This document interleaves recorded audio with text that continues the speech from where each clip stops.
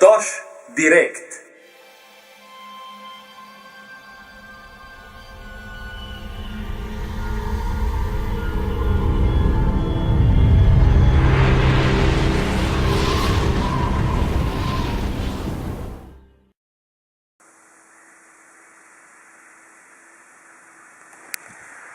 Osemnajsti, 12. 11. po kristijanskem koledarju 2011.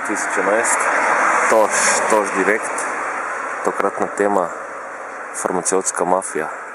Lokacija psihiatrična bolnišnica Ormož z okolico. Spoštovano občestvo, na kratko in jedrnato je treba spregovoriti tudi o farmacevtski mafiji. In sicer so to lobiji, ki podkupujejo nekatere zdravnike in zdravnice, da predpisujejo medikamente, ne glede na to, ali jih ljudje potrebujejo.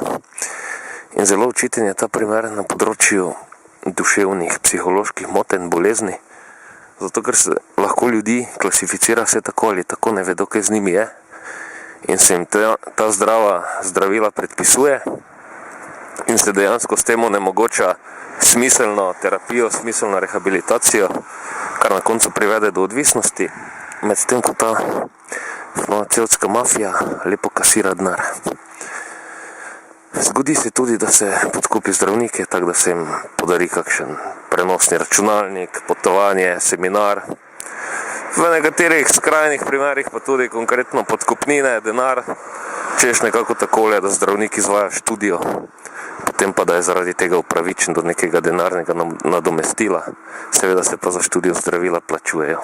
Tako da, narod, če se vam zgodi kaj takšnega, kot je duševna, psihološka motnja, bolezen, stopite v naravo in aktivirajte svoje notranje vire, kajti ob vsej tej farmacevtski mafiji niti ni dokazano, da bi naj nevroleptiki in vse ostalo, kar se tukaj predpisuje v tovrstnih institucijah, dejansko pomagalo.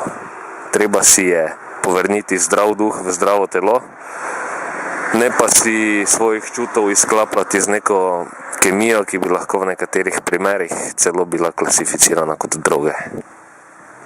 Pomagaj si sam in Bog ti bo pomagal.